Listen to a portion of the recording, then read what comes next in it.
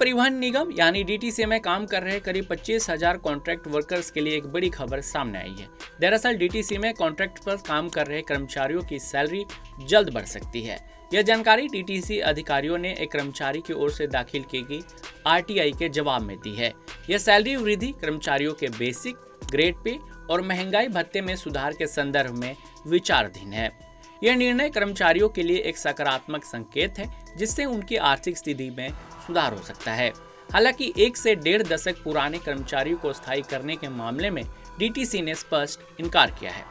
अधिकारियों का कहना है कि संविदा कर्मचारियों को स्थायी करने का कोई मामला विचाराधीन नहीं है।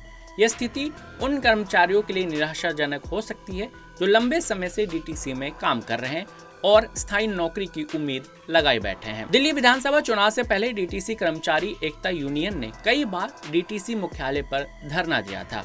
कर्मचारियों ने अपनी मांगों को लेकर आवाज उठाई थी, जिनमें वेतन वृद्धि की मांग भी शामिल थी। आचार संहिता लागू होने से पहले तत्कालीन सरकार ने कर्मचारियों की वेतन बढ़ाने को सैद्धांतिक सहमति देकर फाइल तैयार कर ली थी।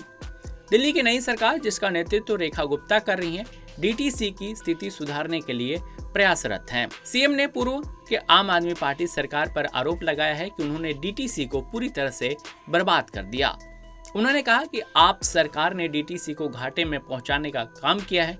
सीएम ने दिल्ली विधानसभा में सीएजी की रिपोर्ट का हवाला देते हुए कहा, पूर्ववर्ती सरकार की नीतियों ने डीटीसी को संकट में डाल दिया। रिपोर्ट में बताया गया है कि 814 रूट बनाए गए थे, लेकिन उन पर बसें नहीं चली थी।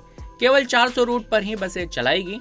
सीएम ने कहा कि खराब हुई बसों को ठीक नहीं करने के कारण 668 करोड़ का नुकसान हुआ है। केंद्र सरकार द्वारा दी गई 233 करोड़ रुपए की राशि का भी सही उपयोग नहीं किया गया। इससे स्पष्ट होता है कि पूर्ववर्ती सरकार ने केवल डीटीसी की स्थिति को बिगाड़ा, बल्कि वित्तीय संसाधनों का भी दुरुपयोग किया। इसके साथ ही मुख्यमंत्री ने आश्वासन दिया कि उनकी सरकार डीटीसी की सुविधाओं को बेहतर बनाएगी और अंतरराज्यीय बस अड्डों को विकसित किया जाएगा। यह कदम न केवल परिवहन सेवाओं को बेहतर बनाएगा, बल्कि यात्रियों के लिए भी सुविधाजनक होगा। कॉन्ट्रैक्ट पर काम कर रहे कर्मचारियों के वेतन में वृद्धि से उन कर्मचारियों को खुशी होगी जो अभी डीटीसी में कॉन्ट्रैक्ट में काम कर रहे हैं। देश दुनिया की तमाम खबरों के लिए आप जुड़े रहिए पंजाबकेसरी.com के साथ।